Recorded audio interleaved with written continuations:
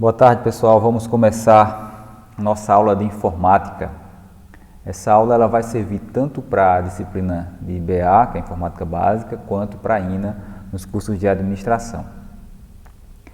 E antes de começar, lembre-se sempre de persistir. Se tiver difícil, persista mais um pouquinho. A gente já falou em alguns momentos sobre a divisão de hardware e de software, onde, só recapitulando bem rápido, o hardware é toda a parte física do computador. Está aqui o desenho da CPU, também é chamada de gabinete, o monitor, o HD, aí a gente vê uma impressora, é a parte que a gente pode tocar. Já a parte de software são os programas dele e principalmente é o sistema operacional onde a gente roda todos os programas, mas software é programa. Deixa eu fechar essa tela aqui. Pronto. Definido isso aqui, a gente sabe que o navegador de internet é programa, o antivírus é programa, a gente vê aqui o Linux é software, que é programa, o Facebook. Aqui tem o desenho de uma calculadora, mas ele não quer dizer que é uma calculadora física, é a calculadora do próprio Windows. Já que a gente estava falando de sistemas operacionais, a gente vai ver aqui falar primeiro do Windows. Só que antes a gente vai falar, que o sistema operacional é o principal software do computador. Em resumo desse texto, você pode dar um pause e copiar se quiser. Mas em resumo sem o sistema operacional, que pode ser tanto o Windows, quanto o Linux, quanto o macOS, não vai funcionar nenhuma máquina, nenhum computador vai funcionar sem sistema operacional. Você tiver isso na cabeça, já é suficiente. A minha tela voltou aqui, acho que ele está tentando alterar a qualidade de imagem. Para não parar a aula, eu vou só continuar o que está para frente e ver o que é que ele traz para a gente. Aqui ele está falando a princípio do Linux. Ele traz algumas diferenças entre Linux e Windows. Trazendo primeiro o Linux, ele diz que é software livre. O que vem a ser software livre? É aquele que você, em resumo, não paga para utilizar. Ó, professor, mas eu uso meu Windows e eu mesmo instalei o Windows em casa, eu não paguei por isso, eu baixei na internet. Sim, você fez uma cópia pirata do Windows, ou alguém te deu uma cópia pirata do Windows, que não tem licença, deu um aplicativo, um códigozinho a gente chama de craquear ou ativar o Windows, mas o correto seria comprar o sistema operacional. Este é o correto. Então o Linux não tem essa história de precisar ativar. Você simplesmente baixa na internet e ele dá de graça para você. Aqui no Linux ele também é menos suscetível a falhas e a vírus. Aqui ele fala desse percentual aqui, a gente vai desconsiderar esse percentual de 93% dos computadores e servidores que utilizam o Linux. Pode ser mais ou menos, assim, depende do momento em que essa apostila foi escrita. Também essa parte das distribuições, como o Linux, cada pessoa que é programador, que entende do negócio, pode fazer sua própria distribuição, pode haver hoje mais de 317 versões. Isso aí a gente vai abordar possivelmente no futuro, não se preocupe com isso. E aqui fala aqui, que seu código-fonte é aberto. Quando ele fala código-fonte, é o código que a gente utiliza para fazer as coisas acontecerem. No caso, o código que faz o Windows funcionar, o código que cria o Windows, vamos dizer assim. Ele é aberto, qualquer pessoa que tem conhecimento sobre isso pode fazer algo que seja mais voltado para o seu negócio ou para o que quiser e não paga nada por isso. Já o Windows é aquele que eu estava falando no começo, ele é pago, você tem que comprar o Windows para utilizar. Eu não vou entrar no mérito de você craquear, tudo bem, mas ele é um sistema que você tem que comprar a licença da Microsoft. O Windows também ele é mais suscetível a falhas e vírus. Eu vou tirar a palavra falhas aqui, apesar que eu deixei ela, mas eu vou dizer assim, é mais suscetível a vírus. Por quê? Se você tem uma matemática bem simples, 1 milhão de computadores com Windows e 10 computadores com Linux, por exemplo, e você fosse fazer um vírus para, sei lá, capturar dados bancários, você faria um vírus voltado para o Windows ou para Linux? Evidentemente que se faria para o Windows. Por quê? Você tem uma possibilidade muito maior de pegar usuários, porque você tem 1 milhão para 10.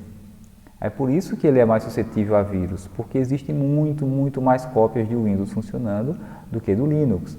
Aí ele fala aqui também que está presente em 87% dos computadores desktop, ou seja, os computadores domésticos. A gente desconsidera o número 87 porque isso aqui pode variar, tanto para cima quanto para baixo. Então, ele está presente na maioria dos computadores do mundo. Ele possui poucas versões, sim, porque as versões que tem dele, quem faz é a Microsoft. Não são pessoas, programadores independentes que fazem as versões. A gente pode citar algumas versões do Windows como o Windows 7, o Windows XP, o Windows 10, o Windows 8, o Windows Vista. Essas são as versões, algumas das versões que o Windows teve, mas tem muito mais versões voltando um pouquinho no passado. O Windows aqui também diz, ó, não permite ao usuário modificar seu código-fonte. Claro, o código-fonte pertence aqui, ó, ao Bill Gates, à Microsoft. Ele não é bobo, é a galinha dos ovos de ouro dele.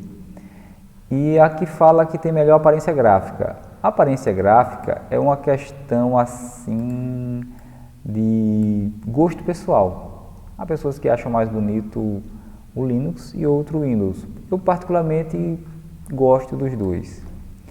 Sobre software pirata, eu trouxe essa imagem aqui que é da Globo Nordeste, onde a gente vai perceber que durante a apresentação do Bom Dia Pernambuco, apareceu na tela que ela pega a captura de um computador, aqui ó, informando que o Windows não era original, que era pirata. Então, até a Globo utiliza uma versão não paga do Windows. Certamente eles já resolveram esse problema, porque na época deu uma grande mídia. Mas a gente vê que não é só eu, você, que tem um Windows pirata em casa. Até a Globo tem. Aqui a gente vai falar sobre armazenamento de dados. Em algumas turmas, a gente chegou a falar sobre números binários. Foi algo superficial, não chegamos a aprofundar tanto. Mas, em resumo, os números binários são números que são representados apenas por zeros e uns, onde o 0 é falso e o 1 é verdadeiro. A gente não vai aprofundar nesse assunto aqui nessa aula, tá? Isso aqui a gente pode tirar dúvidas na sala de aula. Agora, um conjunto com 8 bits, ou seja, cada um desse daqui é um bit. Bit é o BIT, bit. Um conjunto de 8 bits, aqui em sequência, 8 bits, ele forma um byte. Guarda essa informação. 8 bits igual a um byte. Aí vemos aqui a sua simbologia. Na simbologia deles, o bit é a letra B minúscula e o bit ele só pode ser 0 ou 1, porque isso só é um bit, não tem como um bit ser 1 e 0 ao mesmo tempo. É a mesma coisa assim, se alguém te contar uma coisa, aquilo pode ser ou verdade ou mentira, não vai poder ser mais ou menos. Agora já o byte é um conjunto de 8 bits. Aqui ele falou que é caractere. O que significa isso? Todos os caracteres, aqui por exemplo, todas as letras do computador, todo desenho, letras, ele é representado por um conjunto de 8 bits. Então a gente pode dizer aqui, por exemplo, tá? Não é que seja verdadeiro isso aqui, que é esse conjunto de 8 bits aqui é igual à letra A maiúsculo. Se for A minúsculo, é outro conjunto de bits, mas a gente não vai aprofundar isso nesse momento.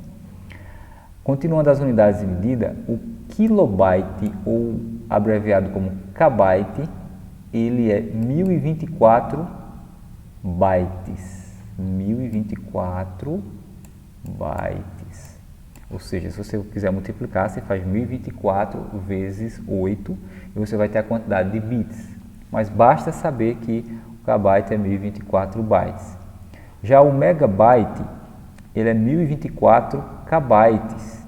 Tem 1 megabyte é 1024 kbyte. E o gigabyte? 1024 megabytes. E assim vai passando, ó.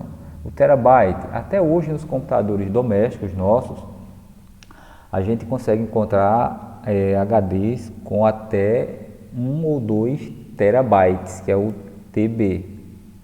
Mais que isso, até aqui eu não vi. Até porque para a gente, usuário doméstico, 1 terabyte ele é um número praticamente assombroso, é um número muito grande. Você tem que ter muito filme, muito jogo, muita coisa guardada no computador para poder utilizar 1 terabyte. Mas você pode sim utilizar, é possível sim. Gente que gosta de filmes, baixa todos eles, não tem Netflix, por exemplo, gosta de ter os filmes em casa, ele vai com certeza preencher uns 4 ou 5 terabytes. Aqui a gente vê, ó, esse HD aqui, ó, ele tem 500 gigabytes. 500 gigabytes é a metade de 1 terabyte. Esse é um HD comum. Aqui nós temos, ó, memórias RAM. Memória RAM, isso aqui é para ilustrar essa parte de cima. Por exemplo, o Hard Disk, a unidade maior que ele tem hoje é o TB, que é o terabyte. O Hard Disk é esse aqui. Hard Disk é o HD. Nas primeiras aulas que a gente teve, eu falei sobre o terabyte, trouxe até umas figuras e a gente saiu colocando os nomes nas figuras para ilustrar. Então a gente viu falar do HD. O CD-ROM é aquele CDzinho que a gente tem, né? É normal e ele é medido em megabyte, ele não chega nem a 1 terabyte. O máximo dele é 700 megabytes. O pendrive ele já é medido em gigabytes. E isso aqui não é o máximo, pode ter pendrive de mais que isso, com certeza. O DVD é medido também em gigabytes. E o DVD tem 4.7 gigas. Uma curiosidade é que você não consegue utilizar os 4.7 gigabytes dele. Mas você grava com 4.5 já é suficiente. Não é obrigado também a gravar todo total. Esse DVD-R-DL quer dizer Dual Layer, quer dizer 2 lados, ele tem 8.5.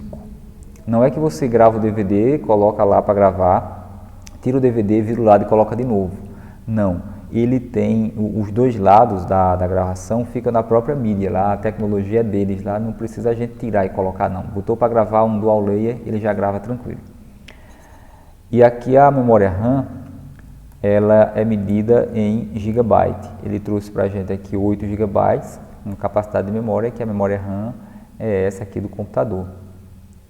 E o computador, basicamente, ele faz o que essa imagem mostra. Ele faz, primeiro, a entrada de dados, segundo, o processamento de dados com a CPU. Aí, enquanto ele faz o processamento dos dados, ele tem que guardar em memórias, que são essas memórias RAM. Todo o sistema operacional, quando liga-se o computador, ele fica armazenado aqui. Essa memória RAM ela tem a capacidade de segurar enquanto está ligado o computador. Depois que você desliga, tudo se perde que estava nela e recomeça de novo. Ela não armazena. Porém, o HD, ele armazena. Então, você bota salvar, ele sai da RAM e vai para o HD. Então, o computador, ele entra o dado, processa, mostra para você. Por exemplo, você está escrevendo um texto, você apertou as teclas no teclado, ela está entrando os dados, sendo processada para saber qual tecla você apertou e mostrar o caractere lá na tela, e a saída é no monitor para você. Se você quiser salvar, ele vai armazenar no HD, aí você cria uma pastinha e salva seu texto. E tudo isso, para funcionar, você usa as memórias do computador, que na verdade você não precisa fazer nada, a não ser ligar o computador e utilizar. Isso é autogerenciável. Aqui a gente vai falar sobre dispositivos de entrada e saída de dados. A entrada de dados, ela é necessária para o funcionamento do computador. Se você tiver um computador que você não consegue inserir dados nele, você não teria função nenhuma, né? Então o teclado, ele é entrada de dado, você digita e o dado entra. O mouse você utiliza também para entrar dados, selecionar, clicar. O ato de clicar, você está inserindo dados no computador. O scanner também. daí para frente você pode olhar os periféricos do computador, as partes dele e pensar, eita, isso é saída, isso é entrada. Não vou chegar a citar todos os periféricos. Aqui são os periféricos ou dispositivos de saída. Por exemplo, uma música que você ouve sai pelo fone de ouvido. Uma imagem bela dessa que você está olhando está saindo do monitor. A mesma música pode sair nas caixas de som, então é um dispositivo de saída de dados. Pode ser impresso essa imagem aqui nessa impressora e volta a sair novamente aqui, ó, no som aqui. Som teve nessa imagem, viu? Um data show aqui ele chamou de projetor, também é de saída de dados. Então, daqui a gente já consegue ter ideias assim do que é entrada e o que é saída. E tem dispositivos que eles são entrada e saída de dados ao mesmo tempo, como por exemplo, um monitor que é touchscreen. Você toca na tela desses notebooks novos, ou do seu celular, por exemplo, e você tanto vê a imagem, quanto você tocou aqui na imagem, você pode abrir e fechar. Então, vem a ser entrada e saída de dados. Olha só, pessoal, eu tenho mais aula aqui para frente, só que para não ficar muito comprido, a gente vai parar por aqui e a gente continua essa aula na sala de aula. Em sala de aula a gente vai tirar dúvidas dessa aula e vai continuar de onde a gente parou.